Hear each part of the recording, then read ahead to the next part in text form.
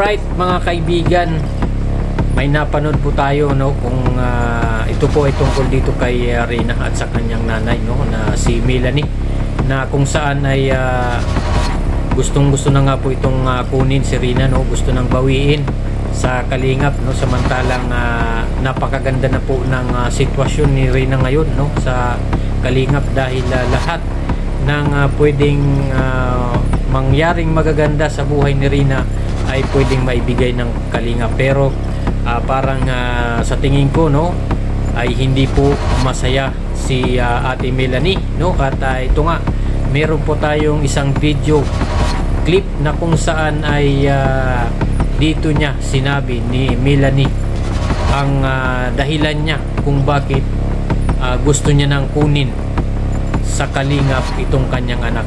So ano kaya yun mga kaibigan? So yan po ang ating aalamin, at syempre bago natin ipagpatuloy ang video yan, ay kung bago ka pa lamang po dito sa ating channel, ay huwag niyo pong kalimutang bisitahin ang channel ng Magamang Val Santos Matubang, Kalingap Rab, Ate Edna Vlogs, at syempre lahat po ng Kalingap partners. At binabati ko rin po kayo ng isang mapagpalang araw sa inyong lahat, saan mga sulok po kayo ng mundo naroon, ano man ang iyong ginagawa sa mga oras na ito. Lagi niyo pong tatandaan, mag-iingat po kayo palagi.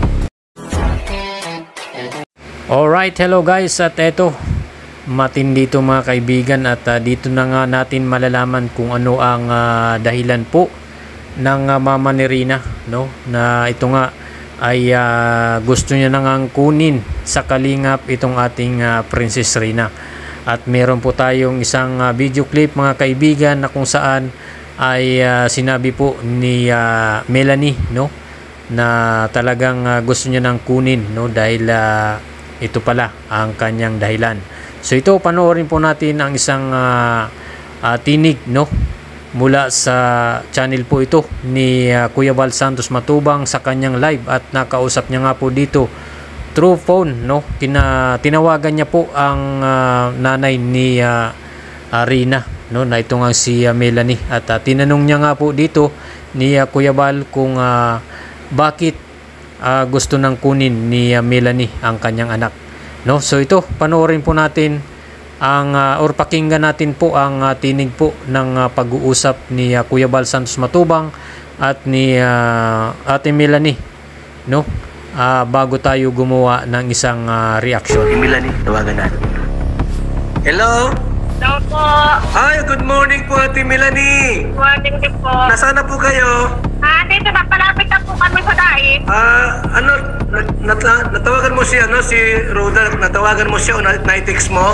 Bakit puntahan ko na lang po sa Sige, Lunica? kasi ang sabi sa akin ay meron daw yung bata pasok sa Lunica. Puntahan mo muna sa kanila, baka nandun pa sa bahay nila. Opo, opo. Ba't mo naisipang kunin si Rina at dalhin mo sa bahay dyan sa Paracale? Ano ginawa ko sa'yo? Sabi mo ba po mahigit pa po nanay na ikaw na po ang mag-alaga kay Rina. Ay, matagal na yun. Noon pa yun. Dito nag-i-eskwela. Diba? Nag-i-eskwela na ngayon eh. Ba't mo kukunin? Tatay ko na po habang matagal na sa akin na po si Rina. Sabihin, hindi na siya mag-eskwela dyan. Siya po ba? Pasukin ko naman po. Malayo man yung Paracale to dahil. Hindi po. Batubalani lang po kami. Araw-araw bibigay sa Batubalani. Ano yan? Mga isang oras yan. Napasok po ba ng actual si Rina? Ha? Ano Ate Melanie? Wala po signal po. Ano sabi mo? Ano po yun? Actual po si Rina kung napasok po. Actual! May uniform nga eh. Actual yun. Mag-usap kayo ni Kalingap Rab, ni Roda, sige po, napag-uusapan mo po yan. Anak mo man yan, wala kaming rights na anak mo man yan, di ba? Pag-usapan nyo na lang yan, kayo nasa Naga. Opo. Ingat ka sa biyahe, ha? Sige, ingat. Opo.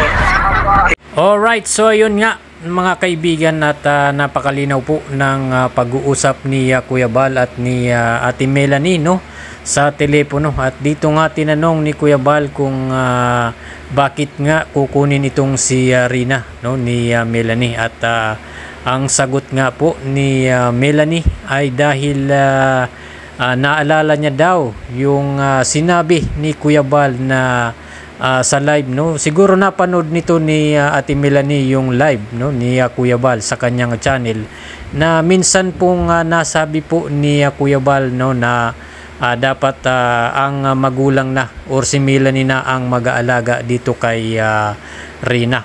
Pero no mga kaibigan, yun yung time na itong si Rina ay hindi pa po nag-aaral, at matagal na po yun nung sinabi po ito ni Kuya Bal, no. At yun din naman ang sinabi ni Kuya Bal doon sa pag-uusap nila ni Kuya Bal, no. At kung iisipin nyo at kung inyo pong i-analyze yung sinasabi ni Ate Melanie, mga kaibigan, ay parang tinamaan, no, tinamaan dito si Ate Melanie, at parang natauhan na nga ito si Ate Melanie doon sa sinabi ni Kuya Bal na siya na ang mag-alaga sa kanyang anak. Pero sana, no mga kaibigan, kung siya man ay natamaan doon sa sinabi ni Kuya Bal, ay sana ay hindi niya na po yung pinansin. Mas dapat pinansin niya yung magiging buhay ni Rina, yung magiging sitwasyon or kalagayan ng kanyang anak. 'Di ba po mga kaibigan? Sana 'yun ang iniisip niya, dahil ngayon po, no, kung titingnan po natin ay napakaganda na po ng sitwasyon ni Rina, no, na ito nga nakapag patuloy siya sa pag-aaral, no, na ngayon siya ay nag-aaral, at 'yun yung isa sa kanilang kumbaga pinag-uusapan, no, doon sa telepono na paano na yung pag-aaral ni Rina. At kahit naman, no, ay tama na kumbaga masusundo or mahatid nila itong si Rina, pero hanggang kailan, no, sa bagay hindi naman po natin alam yan, no, mga kaibigan, kung ano po ang kakayanan ng magulang or ng nanay ni Rina.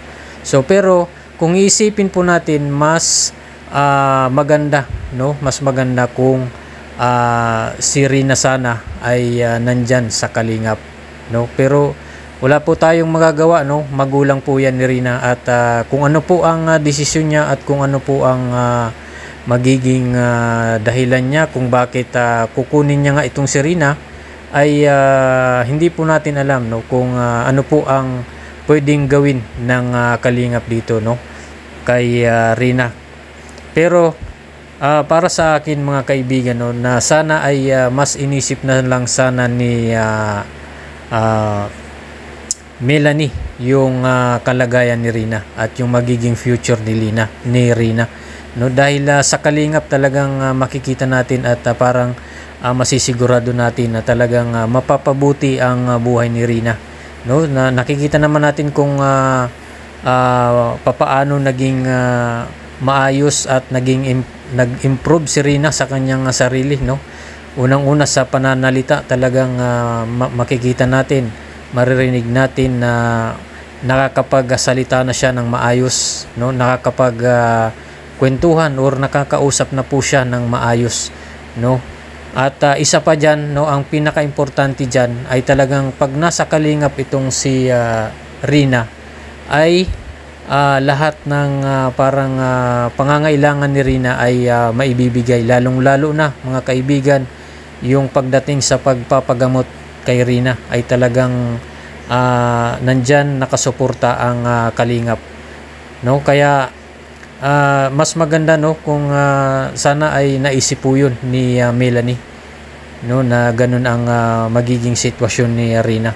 So dito, mga kaibigan, no, sa pag-uusap po ni Kuya Bal at ni Melanie, ay parang ang pinupunto po dito ni Kuya Bal ay yung magiging sitwasyon ni Rina or kalagayan ni Rina, no. Papaano na yung pag-aaral, kasi medyo malayo yata yung bahay ni Ate Melanie doon sa school, no. So yun po ang parang inaalala ni Kuya Bal doon sa pag-uusap nila, no. So pero mga kaibigan, no, wala pong magagawa, no, kung ano po, ayon nga kay Kuya Bal, no, ay anak mo naman yan. So wala pong magagawa si Kuya Bal, no, ayon nga ito sa kanya, dahil ina naman siya, no. So kung ano yung magiging desisyon ni Melanie ay parang parang irerespeto po yun ni Kuya Bal. Pero no, pakiusap po ni kumbaga sinabi din po doon ni Kuya Bal na sana ay makausap ni Melanie no ng personal itong si Kalingap Rab at si Roda no, para sa sa sitwasyon na ganyan na kukunin na nga po itong si Rina no. So yun po ang nakikita po natin no na dahilan ni Melanie. Yun yung parang tinamaan siya doon sa sinabi ni Kuya Bal no, na dati pa yun no, na dapat ay magulang yung nag-alaga kay Rina.